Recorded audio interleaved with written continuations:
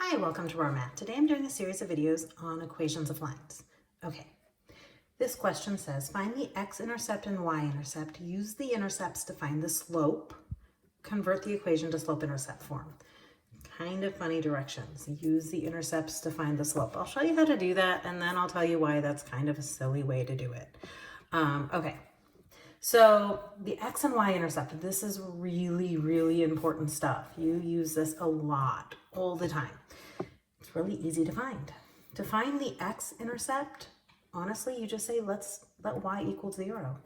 If y is 0, then 24x equals negative 54. Divide by 24. And x equals, I'm going to leave this as a fraction. I'm going to reduce this. I'm going to take a 6 out of numerator and denominator, and it's going to be negative 9/4. And then I'm going to write it as an ordered pair, so I have negative 9/4, 0. I know you're like, but that's just 2.25. If I'm graphing it, I'll go to 2.25, but I like fractions.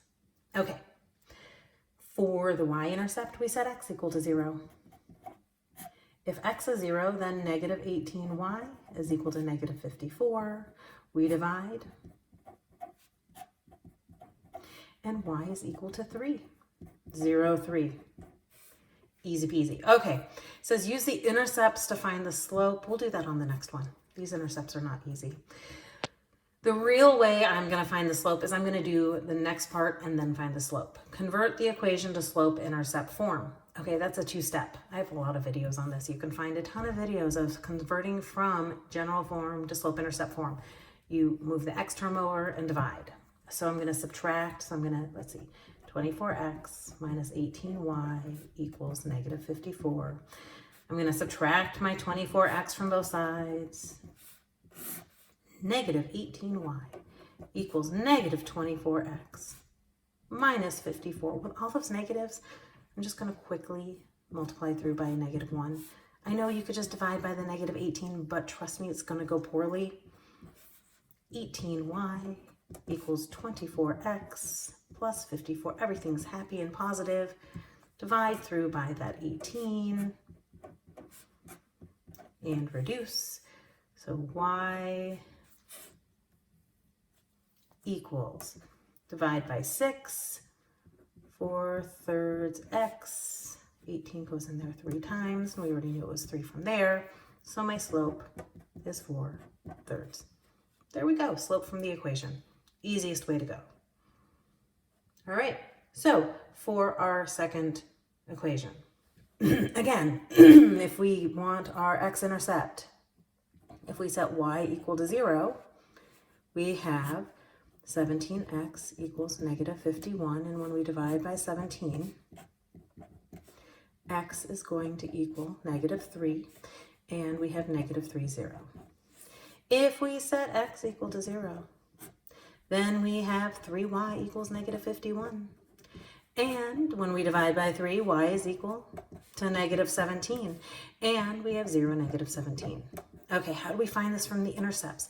Well, what if we graph this? That's how I do it. There's a trick. The slope is negative y-intercept over positive x-intercept. So it's technically 17/3. That's a negative 3. So negative 17/3. Yay! We could look at it in the graph. Negative 3, negative 17. So our slope is a negative 17/3, which is what we got right there.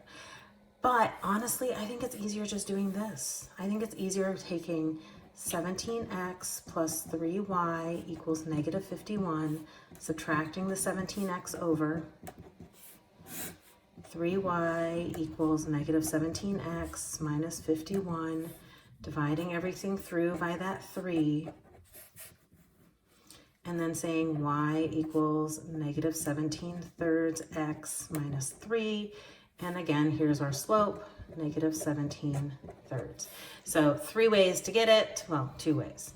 3 ways. Negative y-intercept over x, graphing it, or just solving it for slope-intercept form. All right, I hope you've enjoyed this video. Please subscribe to my YouTube channel, like my Facebook page, and I'll see you on the next video. Thanks.